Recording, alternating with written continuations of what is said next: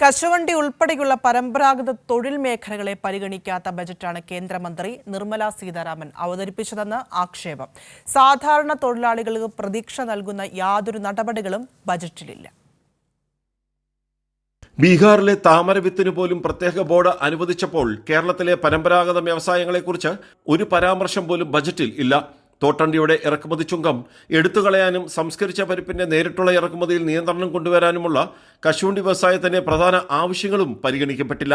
വിദേശ നാണ്യം തേടിത്തരുന്നതും 2.5 ലക്ഷം സ്ത്രീ തൊഴിലാളികൾ പണിയെടുക്കുന്ന കശുവണ്ടി മേഖലയ്ക്ക് സ്പെഷ്യൽ പാക്കേജ് വേണമെന്ന ആവശ്യവും കേന്ദ്ര സർക്കാർ അംഗീകരിച്ചില്ലെന്നും cashew corporation chairman S Jayamohan ആരോപിച്ചു.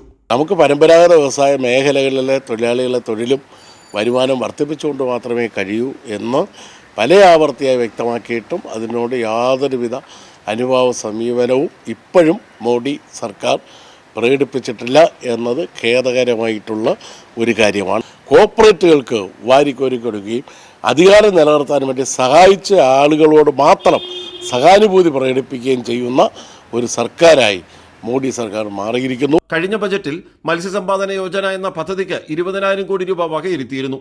എന്നാൽ ഈ തുക എങ്ങനെ വിനിയോഗിച്ചുവെന്ന് നാളിതുവരെ കേന്ദ്ര സർക്കാർ പറയുന്നില്ല.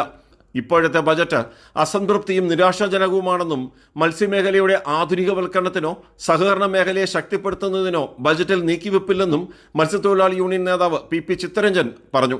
കേന്ദ്ര ബഡ്ജറ്റ് മത്സ്യമേഖലയെ സംബന്ധിച്ചിടത്തോളം നിരാശാജനകമാണ്. ആഴക്കടൽ പൂർണ്ണമായും സ്വകാര്യ മേഖലയ്ക്ക് തീരെഴുതുകയാണ്.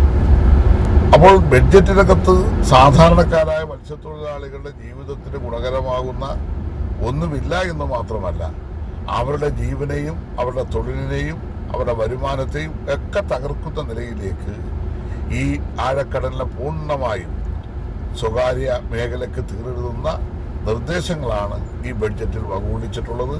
കയർ മേഖലയെ മോദി സർക്കാർ കൈവിട്ടു. കയർ മേഖലയ്ക്കായി പ്രത്യേക പാക്കേജ് എന്ന കേരളത്തിന്റെ ആവശ്യവും നിരാകരിച്ചു. കയറ്റുമതിക്ക് പോലും കേന്ദ്ര സർക്കാർ പ്രോത്സാഹനം നൽകുന്നില്ല. കൈത്തറി മേഖലയെ രക്ഷിക്കാനായി സംസ്ഥാന സർക്കാർ സ്കൂൾ യൂണിഫോം പദ്ധതി നടപ്പിലാക്കിയതിനാൽ കൈത്തറി മേഖലയ്ക്ക് അല്പമെങ്കിലും ആശ്വാസമുണ്ട്. അതേസമയം കേന്ദ്ര സർക്കാർ പൂർണ്ണമായും കൈത്തറി തൊഴിലാളികളെ കൈവിട്ടു.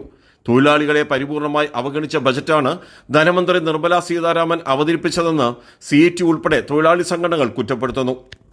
രാജ്കുമാർ, കൈരളി ന്യൂസ്, കൊല്ലം.